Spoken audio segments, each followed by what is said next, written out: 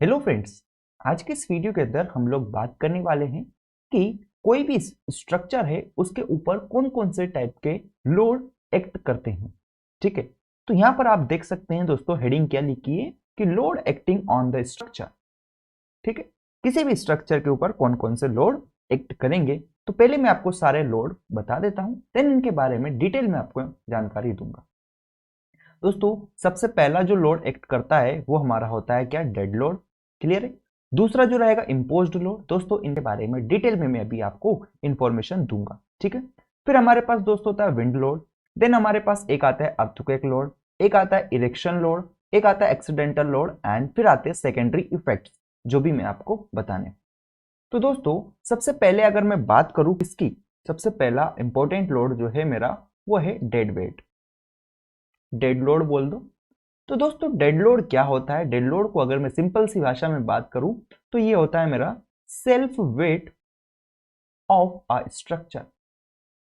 जो स्ट्रक्चर रहता है उसका जो सेल्फ वेट रहता है उसकी वजह से जो लोड एक्ट करेगा वो हो जाएगा मेरा क्या, डेड लोड। तो मैं बोल सकता हूं क्या, due to self weight of the structure. जैसे कि मान लो कि ये मेरा कोई एक आई सेक्शन मैंने बनाया होगा, है ना। तो इस आई सेक्शन के अंदर कुछ वेट रहेगा, इसका खुद का कुछ वेट रहा होगा मान लेते। ठीक है, इसका मानो W1 कुछ वेट रहेगा, इसका मेरा W2 कुछ वेट रहता होगा। तो यहां पर डेड लोड क्या आ जाएगा दोस्तों, जो सेल्फ वेट रहेगा that is W1 plus W2, यही मेरा क्या आ जाएगा, डेड लोड आ जाता है। अब दोस्तों, आप बात करेंगे कि डेड लोड के अंदर क्या क्या आ जाएगा, जैसे कि मैं आपको बता देता हूं। यहां पर इंक्लूड्स, डेड लोड इंक्लूड क्या क्या इंक्लूड करेगा। सबसे पहले तो मैं यहां पर अगर बात करता हूं एग्जांपल, बिल्डिंग के अंदर डेड लोड इंक्लूड्स, बिल्डिंग के अंदर अगर बात करता हूं फॉर बिल्डिंग, फॉर बिल्डिंग, कोई बिल्डिंग की अगर आप बात करेंगे तो वहां पर डेड लोड क्या क्या हो सकता है आपका। ये किस किस की वजह से हो सकता है दोस्तों, ये हो सकता है हमारा कि weight of roofs, weight of roof ले लो, प्लस वेट ऑफ आप फ्लोर ले लो, वेट ऑफ फ्लोर ले लिया, प्लस वेट ऑफ फिनिशिंग ले लो, क्या बोल दिया, weight of finishing, finishes, finishing करने का काम में आता है ना। प्लस वॉल्स ले लो, वॉल्स का वेट, प्लस बीम का वेट ले लो, है ना, प्लस कॉलम्स का वेट ले लो।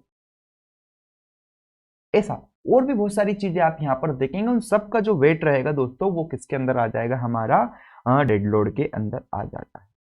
क्लियर है यहाँ तक की बातें। तो सबसे पहली चीज मैंने आपको बताई कौन सा लोड, डेड लोड। दोस्तों, सेकंड नंबर का जो लोड है उसके बारे में अगर हम बात करेंगे तो वो है हमारा इम्पोज्ड लोड। तो डेड लोड से रिलेटेड मैंने आपको बता दिया है। डेड लोड सिंपल सा, जो भी सेल्फ वेट रहेगा दोस्तों किसी भी स्ट्रक्चर का, वो हमारा डेड लोड के अंदर कंसिडर किया जाए। सेकंड जो टाइप है वो है मेरा क्या दोस्तों, imposed load. Imposed load, imposed load से आप क्या समझते हैं दोस्तों? सबसे पहली बात, इम्पोज्ड लोड मतलब कि जो कि वहां पर एक्ट करेगा, ठीक है, अदर देन, जैसे कि मान लो आप कोई चल रहा होगा, उसकी वजह से कुछ लोड आ रहा होगा, जो हमारे आइस होता है उसकी वजह से कुछ लोड आता है, तो वो सारे इम्पोज्ड लोड के अंदर आएंगे। मैं यहाँ पर आपको बता देता हूँ कि इम्पोज्ड लोड के अंदर कौन कौन से टाइप के लोड्स आ सकते हैं।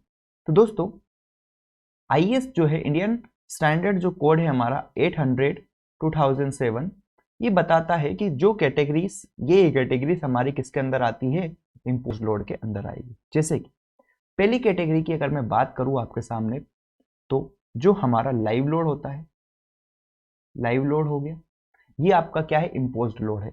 मतलब कि आपने कोई सा स्ट्रक्चर बनाया, मानो ये आपका कोई स्ट्रक्चर था, इस स्ट्रक्चर के ऊपर आप चल रहे हैं मानो, तो आपके चलने की वजह से जो लोड आ रहा होगा वो क्या हो जाएगा, मेरा लाइव लोड हो जाएगा। ठीक है। सेकंड अगर बात करें दोस्तों इम्पोज्ड लोड के अंदर, तो वो आ जाएगा क्रेन लोड। क्रेन की वजह से जो लोड आएगा वो भी हमारा किसके अंदर आएगा दोस्तों, इम्पोज्ड लोड के अंदर आ जाएगा।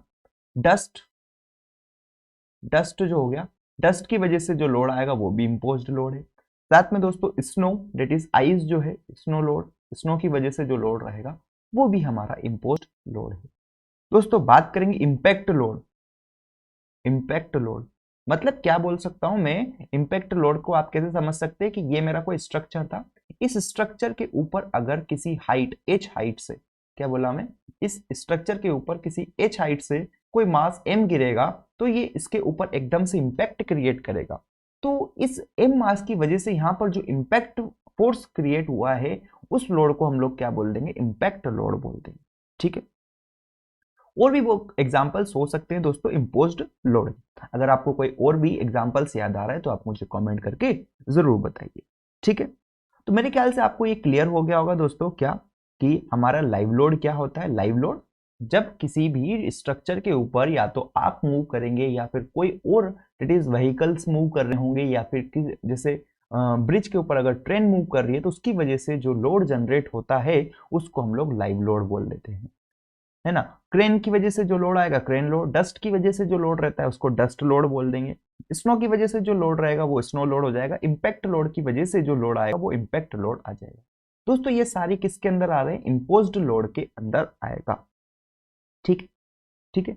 अब आप बोलेंगे कि क्या लाइव लोड सेम रहेगा, तो दोस्तों लाइव लोड अलग अलग चीजों के लिए अलग अलग कंसिडर किया जाता है, उस डिटेल में हमको नहीं जाना है। आपको सीधे सीधे आपको क्या ध्यान लेना है, आपको ये चीज ध्यान रख लेनी है कि इंपोज्ड लोड के अंदर कौन कौन से लोड्स आते हैं। ठीक है, तो दो लोड के बारे में हम लोग जानकारी देख चुके हैं। दोस्तों तीसरा जो लोड है हमारा वो है विंड लोड। विंड लोड के बारे में मैं आपको इंफॉर्मेशन देता हूं कि आखिर में विंड लोड क्या है। विंड लोड, ठीक है दोस्तों, विंड लोड की अगर हम लोग बात करते हैं तो विंड आप क्या समझ सकते हैं, जैसे कि मानो ये कोई स्ट्रक्चर था, जस्ट मैं समझाने के लिए आपसे बात कर रहा हूँ, ये कोई स्ट्रक्चर था, इधर से मेरी विंड चल रही होगी, मानो ये कुछ मेरी विंड होगी जिसकी बेसिक वेलोसिटी की अगर मैं बात करूँ तो ये वेलोसिटी वीबी हो, है ना। तो ये जो विंड चल रही है तो इस विंड की वजह से इस स्ट्रक्चर पर जो भी लोड लगने वाला है उस लोड को हम लोग विंड लोड कह देते हैं। या मैं बोलूं कि the force exerted by horizontal component of wind is known as the wind load. ठीक है, अगर यहां पर हम लोग बात करें, अगर ये बेसिक वेलोसिटी है किसकी, विंड की, अगर तो इसको यहां से हम लोग विंड लोड किस टाइप से कैलकुलेट करेंगे दोस्तों। प्रेशर की अगर मैं बात करूं तो हमको विंड प्रेशर को दैट इज पी जेड से मैं डिनोट करता हूं, और ये पी जेड जो होता है मेरा 0.6 इंटू वी जेड का स्क्वायर होता है। ठीक है, ध्यान दीजिएगा ये क्या है मेरा, पी जेड क्या है, विंड प्रेशर, विंड प्रेशर है ना, विंड प्रेशर है ये मेरा क्या, जो कि विंड प्रेशर है, और इसको हम लोग न्यूटन पर किसके अंदर मेजर करेंगे दोस्तों, न्यूटन पर मीटर स्क्वायर के अंदर इसको मेजर किया जाता। क्लियर है। तो सबसे पहली बात कि जो विंड प्रेशर है विंड लोड के अंदर, विंड प्रेशर आप कैसे कैलकुलेट करेंगे, 0.6 इंटू वी जेड का स्क्वायर, है ना। अब समझ में आता है कि वीजेड क्या होता है दोस्तों। तो वीजेड जो मेरा होता है ये आपको आईएस कोड के अंदर देखने को मिलेगा। कौन सा आईएस कोड अगर मैं आपको बताऊंगा तो उसकी जानकारी आपको मिल जाएगी। वीजेड जो होता है दोस्तों ये मेरा होता है K1 K2 K3 into we, ये आपको आईएस कोड कौन सा, आईएस 875 पार्ट 3 के अंदर देखने को मिलेगा। ठीक है, ये फॉर्मूला डेट इज वीजेड कहां पर देखने को मिलेगा हमको, वीजेड हमको देखने को मिलेगा इस वाले कोड के अंदर, जहां पर वीजेड क्या है मेरी, ये है design wind speed, wind speed, समझ गए, ये क्या है मेरी डिजाइन विंड स्पीड। अब बात करते हैं दोस्तों K1 क्या है मेरा, K1 आपका रिस्क कोएफिशिएंट है, रिस्क कोएफिशिएंट है ना। वहीं अगर बात करेंगे तो K2 क्या है मेरा, ये मेरा coefficient based on terrain, coefficient based on terrain comma height, है ना, एंड स्ट्रक्चर साइज।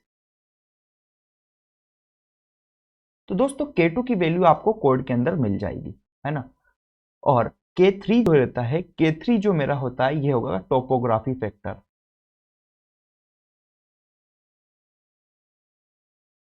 क्लियर है ये चीज। तो यहां तक मेरे ख्याल से आपको ये सारी बातें क्लियर हो गई होगी कि K1 जो है रिस्क कोएफिशिएंट है, K2 क्या है, कोएफिशिएंट है जो कि बेस्ड होता है टेरेन पर, हाइट पर और स्ट्रक्चर की साइज पर, कि जो स्ट्रक्चर है उसकी किस साइज का स्ट्रक्चर है, बड़ा है छोटा है, ठीक है। और K3 जो है टॉपोग्राफी फैक्टर की उसके आसपास में जो फॉरेस्ट किस टाइप का है या इन्वायरमेंट किस टाइप का है उस पर डिपेंड करता है, ठीक है। तो VZ मेरे ख्याल से आपको क्लियर होगा। VZ क्या होती है? डिजाइन विंड स्पीड होती है, जो कि हमको IS 875 से लेना है। और यहाँ पर K1, K2 और K3 की बात मैं आपको बता दिया हूँ। जैसे ही आप यहाँ से VZ निकालेंगे और VZ की वैल्यू निकालने के बाद इस वाले फॉर्मूले के अंदर आप PZ बराबर 0.6 ऑफ VZ का स्क्वायर पुट करेंगे तो आपको विंड प्रेशर देखने को मिल जाएगा। क्लियर है दोस्तों? यहां तक की बातें मेरे ख्याल से आपको क्लियर हो गई होगी, है ना। तो नेक्स्ट अगर लोड की बात करेंगे, पहला लोड मैं आपको बता दिया था, कौन सा लोड? Dead load. फिर हम बात किए थे लाइव लोड की, और फिर हम बात कर लिए विंड लोड की।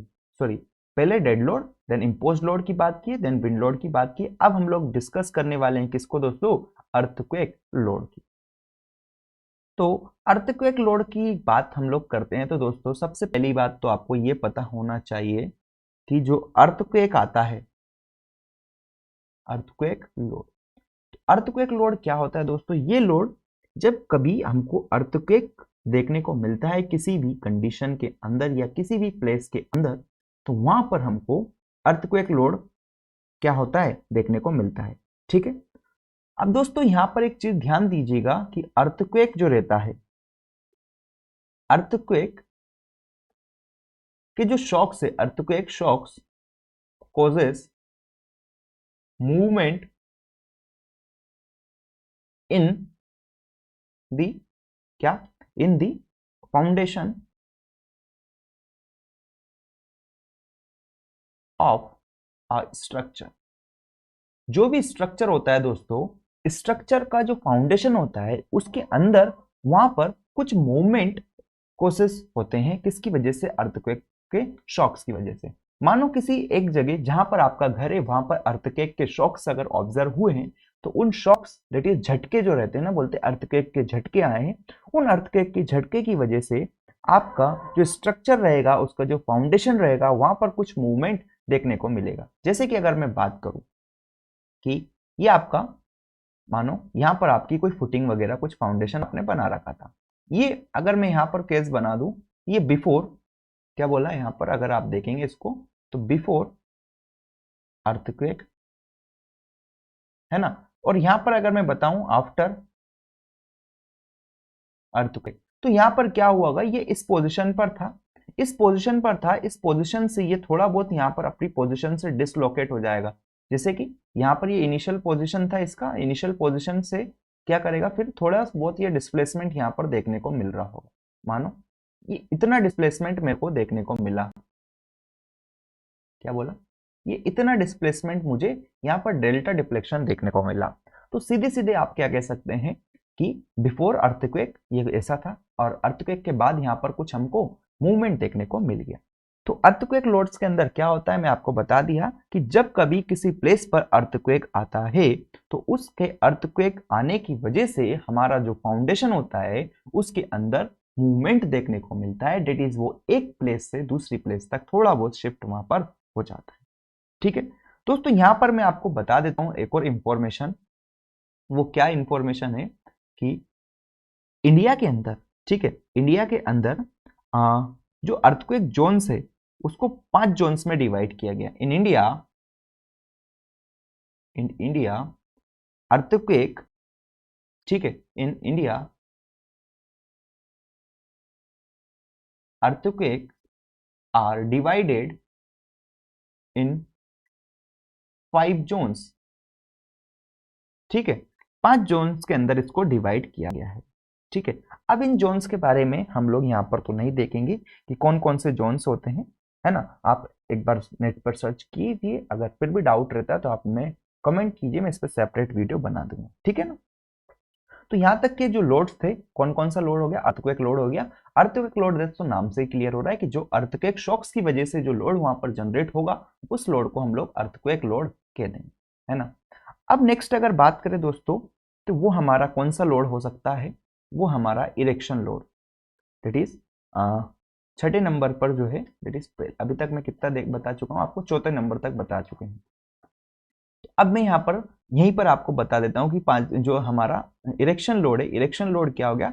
जब दोस्तों आप दो स्ट्रक्चरल मेंबर दैट इज दो स्टील मेंबर्स को एक दूसरे के साथ उनको जब कनेक्शन करवाते हैं तो आप थोड़ा बहुत ठोकापिंची वहां पर करते होंगे, ठीक है। उनको जब आप ज्वाइन करेंगे तो वहां पर जो कुछ आपने लोड लगा रहे हो जिससे कि वहां पर आप उनको फिट कर सके, तो उसकी वजह से जो लोड जनरेट होता है उसको बोलते हैं इरेक्शन लोड।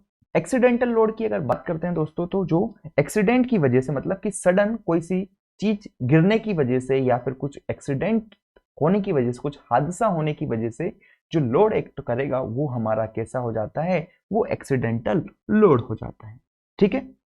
जैसे कि यहां पर अगर मैं आपको एक्सीडेंटल लोड के बारे में बताऊं तो आपका क्या हो जाएगा दोस्तों, इंपैक्ट हो जाएगा, इंपैक्ट एंड कॉलिजन। फिर अगर आप बात करें यहां पर कि ये हो जाता है एक्सप्लोजन, एक्सप्लोजन्स हो गया। देन फिर अगर आप बात करेंगे तो फायर। तो इन सब की वजह से जो लोड एक्ट करेगा वो हमारा किसके अंदर आ जाएगा दोस्तों, हमारा आ जाएगा एक्सीडेंटल लोड की अंदर, ठीक है।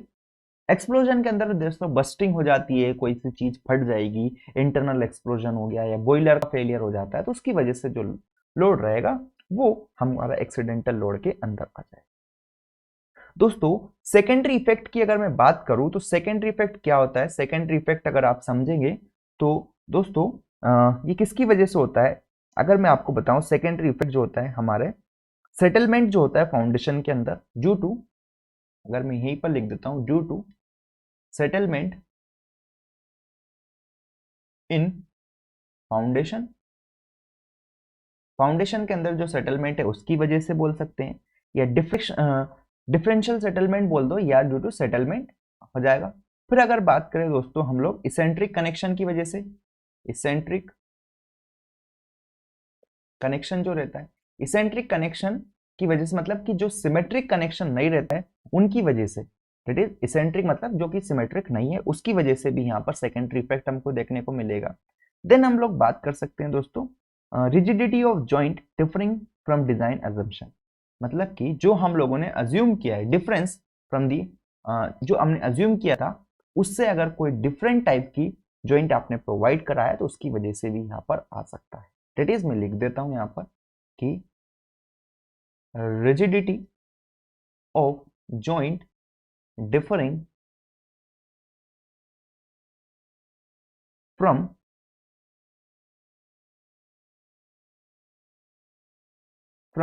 डिजाइन अजम्पशन, जो आपने अज्यूम किया था उससे जो रिजिडिटी है वो डिफर करेगी, तो भी उसकी वजह से ये आपको देखने को मिलेगा। साथ में दोस्तों एक और है डिफरेंशियल शॉर्टनिंग ऑफ कॉलम, जो डिफरेंशियल शॉर्टनिंग रहती है ऑफ कॉलम की, उसकी वजह से भी आपको सेकेंडरी इफेक्ट देखने को मिलेगा, है ना। तो ये चीज आपको मैंने बता दिया कि ये लोड आपके किसी भी स्ट्रक्चर्स पर एक्ट करेंगे, है ना। तो मेरे ख्याल से यहाँ तक कोई भी समस्या आपको नहीं रही होगी, फिर भी कोई डाउट है तो आप मुझे कमेंट कर सकते हैं। एंड आज की इस वीडियो के अंदर इतना ही। नेक्स्ट वीडियो के अंदर हम लोग बात करेंगे कुछ डिजाइन फिलोसफी की, कि कौन कौन से मेथड्स है जिनसे कि हम लोग डिजाइन करेंगे, ठीक है। तो आई होप ये वीडियो आपको अच्छी लगी हो, तो लाइक करें, शेयर करें एंड चैनल को जरूर सब्सक्राइब करें। Thank you for watching this video.